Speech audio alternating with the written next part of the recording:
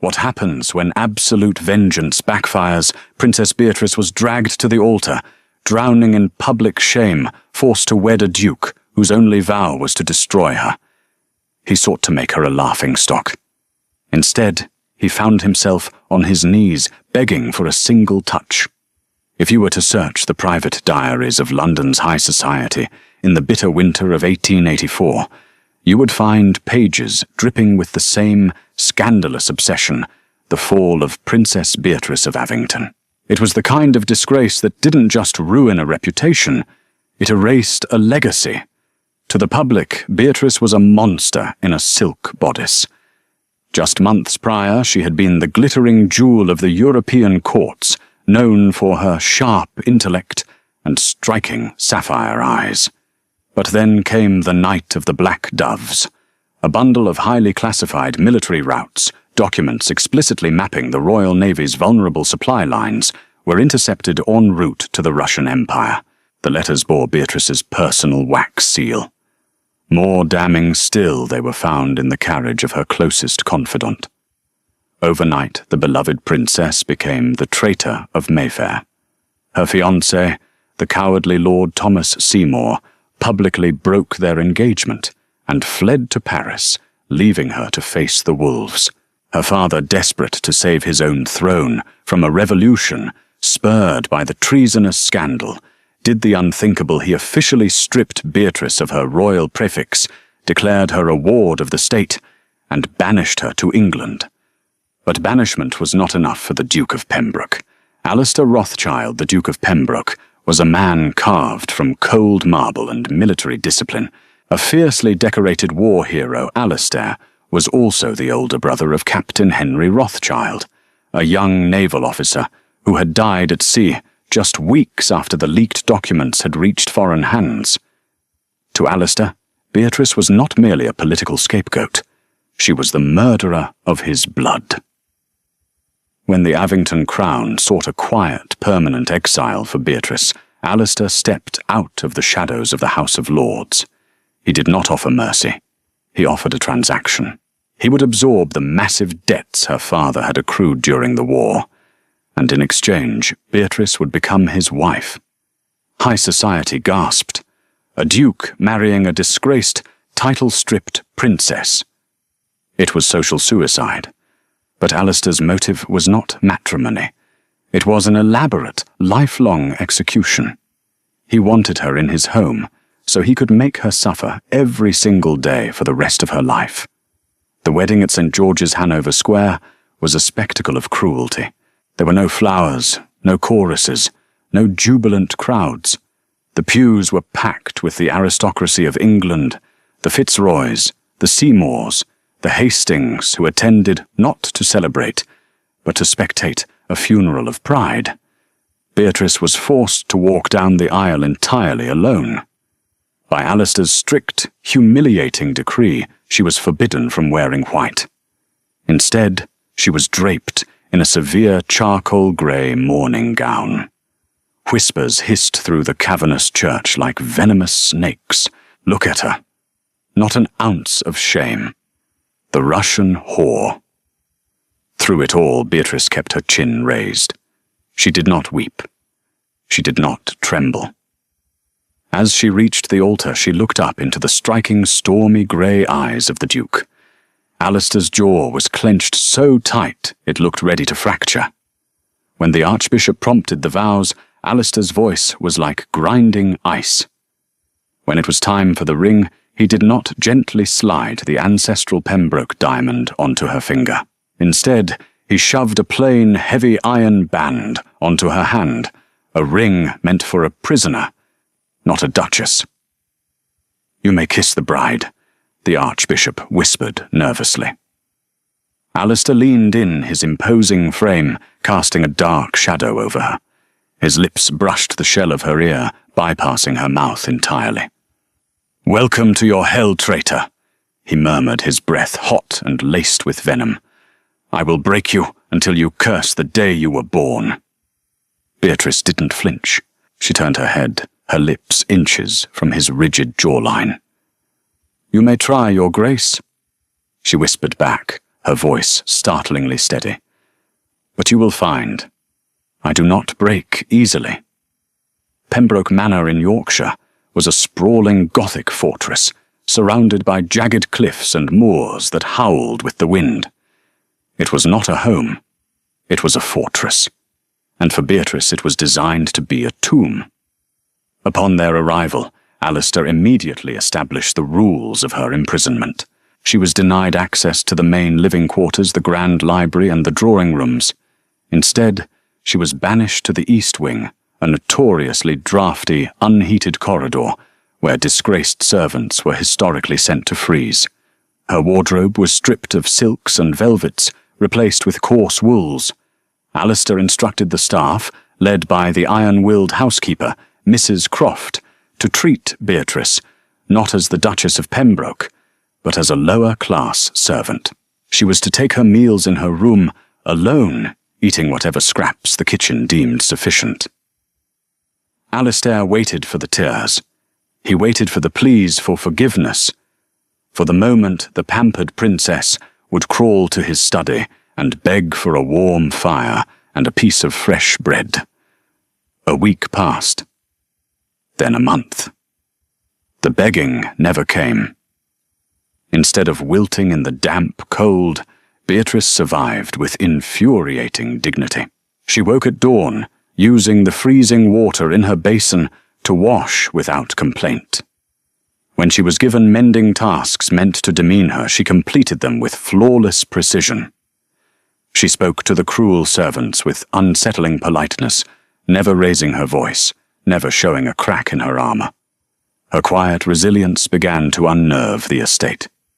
One freezing evening, Mrs. Croft brought Beatrice her dinner, a bowl of tepid, watered-down stew. The housekeeper expected anger. Instead, Beatrice looked up from the table, shivering beneath a thin shawl, and said, "Thank you, Mrs. Croft. The kitchens must be terribly busy tonight. Please ensure the scullery maids get the warmest spots by the hearth. This wind is unforgiving." Mrs. Croft, a woman who had served the Pembrokes for 40 years, stopped dead in her tracks. Traitors were supposed to be selfish, arrogant, and cruel. This woman was shivering to the bone and thinking of the scullery maids. That night, a thick woolen blanket mysteriously appeared on Beatrice's bed. Alistair, enraged by reports of Beatrice's unshakable composure, decided it was time to escalate his warfare. He would humiliate her where it hurt a royal most in public. He hosted the annual winter gala at Pembroke Manor, inviting the most elite, vicious members of society. He ordered Beatrice to attend. She was to stand by his side unadorned, wearing the same grey mourning dress from their wedding, while he paraded his former paramour, the stunning and wealthy Lady Genevieve St. John, around the ballroom. When Beatrice descended the grand staircase, the ballroom fell dead silent. Lady Genevieve, dripping in rubies and draped in emerald silk, sneered as Beatrice took her place near the pillars, entirely isolated. Determined to secure Alistair's favour and destroy Beatrice, Genevieve glided over her voice, carrying across the silent hall. "My goodness, Beatrice," Genevieve purred, intentionally dropping her title. "Are we rationing fabrics now? Or is it simply that one's wardrobe reflects the poverty of one's morals? Tell us, do the Russians pay so poorly these days?" The room collectively held its breath. Alistair watched from across the hall, a glass of bourbon tight in his grip. He expected Beatrice to run away crying. He wanted her to. Instead, Beatrice offered a serene, almost pitying smile. She stepped forward, her posture so effortlessly regal that Genevieve instinctively stepped back. "Lady Genevieve." Beatrice's voice rang out like crystal clear, melodious and devastating. "I wear grey in mourning for the manners this country seems to have lost. Though looking at your gown, I see you have chosen to drape yourself in the curtains of a cheap theatre. How resourceful of you to support the local arts." A few gentlemen in the back stifled a cough to hide their laughter. Genevieve's face flushed a violent crimson. "You insolent little traitor!" Genevieve hissed, raising a hand as if to strike her. Before the blow could land, a massive hand caught Genevieve's wrist mid-air. It was Alistair. The Duke's eyes were blazing, but not at Beatrice. He looked at Genevieve with a terrifying coldness. "Do not cause a scene in my home, Genevieve. Step away." As Genevieve retreated in humiliation, Alistair turned to Beatrice. Her sapphire eyes met his stormy grey ones. In that breathless moment under the chandeliers, the hatred Alistair had cultivated for months violently collided with something else entirely. He looked at her bare collarbone, the fierce intelligence in her eyes, the proud tilt of her chin. His chest tightened. It was a suffocating, terrifying realization. He was profoundly, deeply captivated by the woman he had sworn to destroy. He abruptly turned on his heel and stormed out of the ballroom. Later that night, the estate was entirely silent. Beatrice, unable to sleep, slipped into the grand library, a room expressly forbidden to her to find a book to quiet her racing mind. The fire had burned down to glowing embers. Suddenly, the heavy oak doors clicked shut. The lock turned. Alistair stepped out of the shadows. He had shed his formal coat. His white shirt was unbuttoned at the collar, his hair tousled. He looked dangerous. "You were forbidden from this room," he said, his voice a low, gravelly rumble that sent a shiver down her spine. "I was looking for a history text," she replied, keeping her voice even as she backed against one of the massive leather armchairs. "I will leave. You will stay right there," he commanded, closing the distance between them with predatory speed. He trapped her against the bookshelves, placing a heavy hand on the wood on either side of her head. He was so close she could smell the bourbon on his breath and the crisp masculine scent of cedar and rain. He stared down at her, his eyes tracing the soft curve of her lips, the pulse beating frantically at her throat. He wanted to shake her. He wanted to break her, but God help him, more than anything, he wanted to press his mouth to hers and consume her. "How do you do it?" he whispered roughly, his gaze dropping to her mouth. "How do you stand in a room of people who despise you wearing rags and still look like a queen?" "Because you can strip my title, Your Grace," she breathed, refusing to look away. "But you cannot strip my blood. I am innocent, and you are merely a bully in a tailored coat." His jaw flexed. The space between them was electric, thick with a tension that felt ready to ignite and burn the entire manor to the ground. Slowly, involuntarily, Alistair leaned in his lips, mere millimeters from hers. Beatrice's breath hitched. She didn't pull away. But before he could close the maddening distance, Beatrice's elbow knocked against a stack of ledgers on the shelf. The books tumbled to the floor. From between the pages of a hollowed-out legal text, a sealed letter fell perfectly at Alistair's boots. It bore the unmistakable unbroken wax crest of the Russian Imperial Navy, and the handwriting on the envelope was not Beatrice's. It was Alistair's dead brother's. The heavy thud of the hollowed-out legal text hitting the floorboards echoed like a gunshot in the silent library.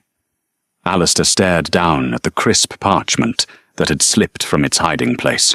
The wax seal bearing the two-headed eagle of the Russian Imperial Navy was terrifyingly familiar. But it was the handwriting that made the blood drain entirely from the Duke's face. It was a frantic, rushed scrawl, the unmistakable penmanship of Captain Henry Rothschild. Beatrice froze her breath, catching in her throat. She watched as Alistair slowly bent down his hands, trembling a sight she had never thought possible for the iron-willed Duke. He broke the seal, the crackling of the wax deafening in the quiet room. As his eyes scanned the single page, the colour completely vanished from his complexion, replaced by a horrifying, sickly pallor. Alistair, the letter began, dated a mere 2 days before the fatal shipwreck. "If this letter finds you, the worst has come to pass, and I am dead.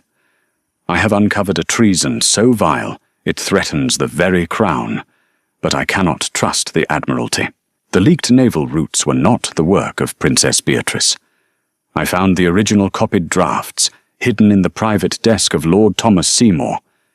Seymour stole her royal seal to forge the treasonous documents, selling us out to clear his own insurmountable gambling debts to the Tsar's men. He knows I have discovered him. I fear he has sabotaged my vessel. Protect the princess, brother. She is entirely innocent. Henry. Alistair stopped breathing. The air in the library seemed to evaporate. He read the words again and again. She's entirely innocent. The silence stretched, suffocating, and heavy. When Alistair finally looked up, his stormy grey eyes were wide bloodshot and shining with a devastating, earth-shattering horror. He looked at Beatrice, at her thin frame, her coarse grey woolen dress, her hands red and raw from the freezing water he had condemned her to use. He had taken a woman who had been betrayed by her fiancé, abandoned by her father, and thrown to the wolves of society, and he had become her greatest tormentor. He had sought to avenge his brother by torturing the very woman his brother had died trying to protect. You knew, Alistair choked out his voice, cracking entirely devoid of its usual booming authority. The paper shook violently in his grip. You knew Seymour did this. Why didn't you speak? Beatrice looked at the letter, a bitter, hollow laugh escaping her lips. I screamed it, Your Grace. She replied, her voice eerily calm, though tears finally pricked the corners of her sapphire eyes. I screamed it to the magistrates. I screamed it to my father. But Thomas Seymour's family controls the nation's banks. My father could not afford a war with the Seymours, nor could he afford to admit a British lord was funding Russian spies. I was a convenient sacrifice, a woman's word against a dynasty's wealth. And you were so eager for a villain you never bothered to ask for the truth. Alistair stumbled back, as if she had struck him across the face with a heavy iron gauntlet. His chest heaved, a ragged gasp tearing from his throat. The sheer weight of his monstrous cruelty crashed down upon his shoulders. He had forced a prisoner's ring onto her finger. He had locked her in the freezing corridors. He had let the ton mock her. God forgive me, Alistair whispered, his voice shattering. He fell to his knees right there on the library floor, oblivious to the scattered ledgers. Beatrice, what have I done? You did exactly what you promised at the altar, she answered, coldly stepping around him. You made this my hell, and now I would like to go to sleep. The next morning, Pembroke Manor was thrown into absolute panicked chaos. Before the sun had even crested the moors, the Duke summoned the entire household staff into the grand foyer. He looked like a man who hadn't slept in a decade. His cravat was missing, his hair was wild, and his eyes burned with a dangerous, frantic energy. Standing before the terrified servants, Alistair issued a series of uncompromising mandates that overturned the estate's cruel regime in seconds. Immediate relocation. The Duchess was to be moved from the drafty East Wing into the master suite immediately. The fires were to be stoked day and night until the rooms were like a summer garden. Total restoration of status. Anyone who addressed Beatrice without the utmost deference, or who looked at her with anything less than absolute respect, would be dismissed without a reference. Culinary excellence. The kitchens were ordered to prepare only the finest meals. The scraps and watered-down stews were to be thrown to the hounds. A complete wardrobe. Dressmakers from London were summoned via emergency telegraph to arrive by nightfall, instructed to bring only their finest silks, velvets, and furs. Mrs. Croft nodded, vigorously, secretly relieved, and immediately set the staff to work. But when Alistair tentatively approached the East Wing to personally escort Beatrice to her new chambers, he found the heavy oak door locked from the inside. Beatrice, he called out softly, resting his forehead against the cold wood. Please. Let me move you to a warm room. Let me make this right. The door remains locked. Alistair—" Her voice drifted through the timber, muffled but firm. "You cannot buy my forgiveness with velvet and warm fires. I survived your hatred just fine. I do not want your pity." He stood outside her door for hours, entirely paralyzed by the consequences of his own blind vengeance. He realized then that apologizing was utterly useless. A man who had systematically destroyed a woman's dignity could not simply mend it with a warm bed and a groveling plea. If he wanted even a fraction of a chance to see her look at him without ice in her eyes, he didn't need to give her a better room. He needed to give her back the world. Alistair Rothschild vanished from Yorkshire that very afternoon. He rode straight for London, leaving strict instructions that the Duchess was to be treated as the absolute sovereign of the estate in his absence. Armed with his brother's final letter and the immense terrifying power of the Pembroke fortune, Alistair waged a silent, ruthless war. His target was Paris, where Lord Thomas Seymour was currently parading through the salons of the French elite, spending his blood money. Alistair did not use the authorities. He did not trust the diplomatic red tape that had failed Beatrice in the first place. Instead, he used his own private network of veterans mercenaries and high society spies. Within a fortnight, the glittering facade of Seymour's Parisian exile was violently shattered. Alistair cornered the cowardly lord in a lavish underground baccarat parlour. The room fell dead silent as the towering, furious Duke of Pembroke kicked the mahogany doors open. Seymour, clutching a glass of champagne, turned pale as a sheet. "Lord Seymour." Alistair announced, his voice a lethal low rumble that commanded the absolute attention of every European aristocrat in the room. He slammed Henry's letter onto the green baize of the gambling table. "You have a debt to pay, not to the Tsar, but to my wife." Alistair dragged Thomas Seymour back across the English Channel by the collar of his tailored coats. He did not grant him the dignity of a private tribunal. He dragged him straight onto the floor of the House of Lords, throwing the screaming, weeping coward before the magistrates, the Prime Minister, and the King himself. Alistair unleashed his political fury, presenting the undeniable proof of Seymour's treason, the forged seal, and the murder of Captain Henry Rothschild. The scandal exploded, dwarfing the previous year's rumours. The very society that had spat on Beatrice was instantly consumed by guilt and outrage. The Seymours were ruined overnight. Their assets seized, their names erased from polite society, and Thomas was dragged to the Tower of London to await execution for high treason. Alistair's final demand to the Crown was non-negotiable. 3 weeks after he had left, Alistair returned to Pembroke Manor. The howling winter winds had begun to soften into the early whispers of spring. He found Beatrice in the grand library, the room she no longer had to sneak into. She was sitting by the roaring fire, wearing a beautiful gown of deep sapphire velvet that brought out the striking colour of her eyes. She looked up as he entered. He looked exhausted, his face gaunt, his boots covered in mud from the relentless ride.